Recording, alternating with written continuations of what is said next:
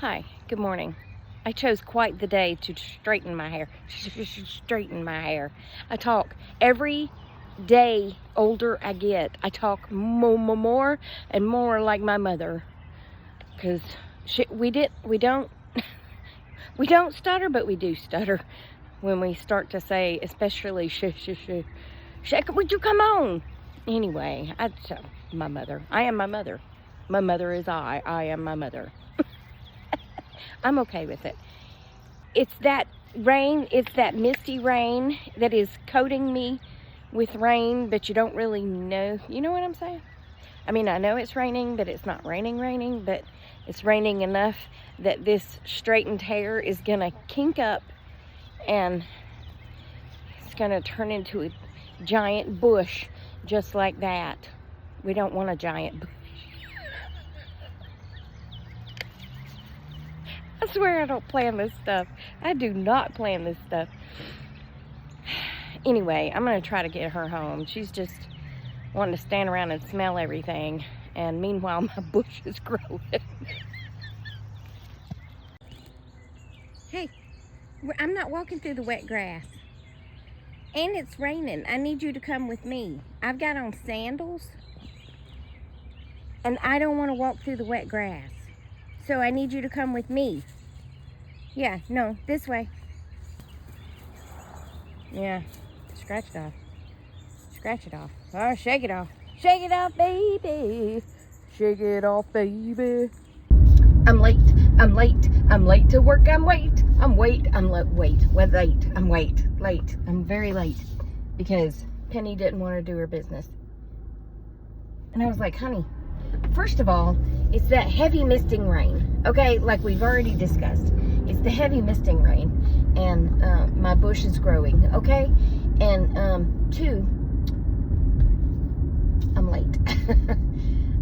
So yesterday, like once or twice a year, I want Captain D's. I don't normally like Captain D's, but that once or twice a year, I'm like, yeah, I think I want some Captain D's. So I went to Captain D's yesterday and got me some fish. But when I drove through the little drive-through here next to this, what used to be a drugstore, I saw a bag and I saw shoes and then I saw a body. A body. And the body was wrapped in a sleeping bag. And all I could see was from here up. And it was hot, humid hot. I mean, 78% humidity at 78 degrees will make you sweat just walking outside, okay? And I'm like, is he alive? Well, what I have learned from working in law enforcement for 34 years is I'm not going to approach any homeless man, even from a distance. I'm not going to. And ask them if they're okay, because the things that are on the streets today that are taken or smoked or injected are dangerous, make the person dangerous, okay?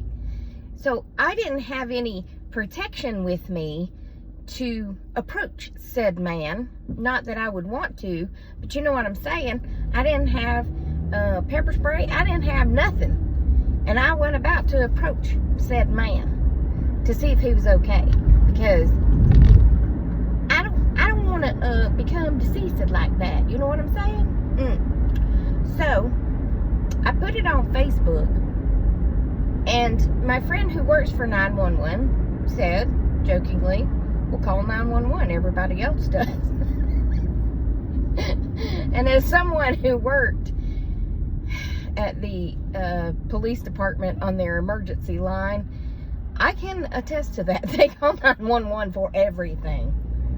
I mean, everything. You see a bear in the woods and they're going to call 911. Excuse me, there's a bear in the woods. Well, I mean, where do you want them to be? Because that's where they live.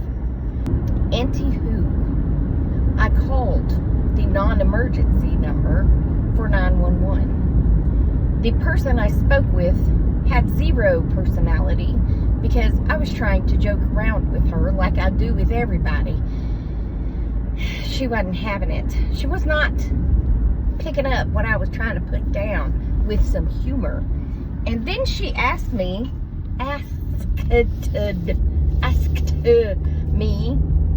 what his physical description was. And I said, well, from here up, he appears to be a younger black male with twist knots. And the rest of him is a blue sleeping bag. I don't know. That's it. That's all I got. He's a blue blob. That's it. That's all I know. And I don't care if he's there. I mean, I kind of do, but I don't. I just want to make sure he's okay. So, because somebody on my Facebook page, Ruthie, that I'm friends with, she said he was there yesterday at 3 o'clock.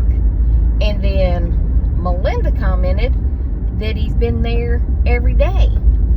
So, I even asked the guy at Captain D's. I was like, do y'all know there's a body over there? Like, do y'all see him? Do y'all check on him? He was like, oh, there is? I said, yeah, there's a body. Like, I just want to make sure he's okay.